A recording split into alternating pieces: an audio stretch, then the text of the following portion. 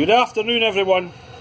We've had a major breakthrough at my friend's garage. So for years he had this stove thing here, so he was burning wood and then he was burning coal to get a good heat. But I'm sure you're aware a lot of folk on YouTube have converted these things to burn waste oil. So he done exactly the same. So you can see there's just a tiny little drip, it's hard to see it, going in there. That's the amount of oil we're having to burn. And that's our waste oil bucket up there. So we reckon we'll be going between 3 to 5 litres a day. So the way this works, you can see the pipe work. And look, see there's a little fan there. We got them off of eBay. We got 3 of these fans for £7. And if the fan blows cold air down this pipe, but also feeds the oil down through this pipe, so it's keeping the pipe nice and cold.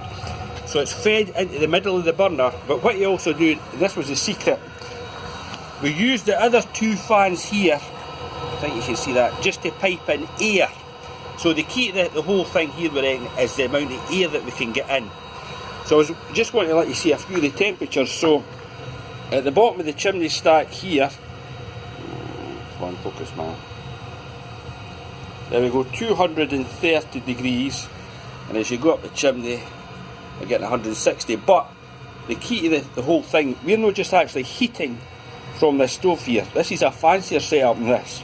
We've got radiators, so we've got 4 big radiators, and you can see there, they're perfect. We are at, this thing will focus, we're at 66 degrees there on the radiator. I think that's coming into focus. So, and as I say, it's quite a miserable day here in Bonnie, Scotland, so it's about 0 degrees and it's heating this place lovely. And I'll just let you see inside the fire. There you go. There's the pot there, it's burning fine. Cheers. Alright.